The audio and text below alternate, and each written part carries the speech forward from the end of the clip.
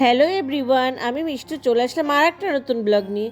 আর আমার ব্লগে তোমাদের অনেক ওয়েলকাম। দেখেই বুঝতে পারছো যেদিন ভিডিওটা করেছিলাম সেদিন সরস্বতী পূজার সকাল সকাল দেখো আমরা বাড়ির থেকে বাইরেই একটা ছোট্ট করে পুজো হয়েছিল, সেখানে গেলাম। আর সবাই দেখো তোমাদেরকে হ্যাপি সরস্বতী পুজো জানিয়েছে।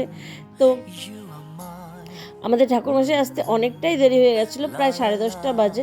এখন আসছে ঠাকুরমশাই, তাও জানো কোথা থেকে ধরে নিয়ে আসছিলাম ঠাকুরমশাইকে। এই যে দেখতে পাচ্ছ কুর্তিটাকে, এই কুর্তিটা তো দেখো লেহেঙ্গা চলি পরে এত সুন্দর করে সেজে গুজে স্নান টান ওর সব হয়ে গেছে, জানো হলুদ দিয়ে স্নান করেছে, বসে আছে লক্ষ্মীর মতন। কখন ঠাকুরমশাই আসবে, কখন পূজা করবে। ও তো উপাস আছে, সেই জন্যই ঠাকুরমশাইকে ধরে নিয়ে আসছি যে বাচ্চা মানুষটা উপাস আছে, তাড়াতাড়ি এসে পূজাটা করে দিক।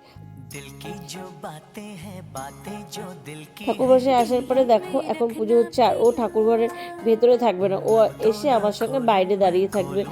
এই দেখো কত কিউট লাগছে না, দেখো ওকে কোথায় বসিয়েছি, আর ওকে ক্যামেরায় দেখা যাচ্ছে না দেখে ওর রাগ হয়ে গেছে। তো চলো এখন ঠাকুরমশাই আরতি হয়ে গেছে, বিশ্বাস করবে 5 থেকে 10 মিনিটের মধ্যে সরস্বতী পুজো কমপ্লিট হয়ে গেল। কী করে এত তাড়াতাড়ি পুজো করে! এই লক্ষ্মী পুজো আর সরস্বতী পুজো মানে ঝড়ের মতন হয়, সব বাড়িতে ওই একই অবস্থা থাকে। ঠাকুরমশাইকে কোথা থেকে ধরে আনতে লাগে, তারপরে এই যে শুরু হয়ে যায়। তো ভিডিওটা এখানেই শেষ করলাম, কেমন লাগলো অবশ্যই কমেন্টসে জানাবেন। নেক্সট ব্লগে আবার দেখাবো, টাটা।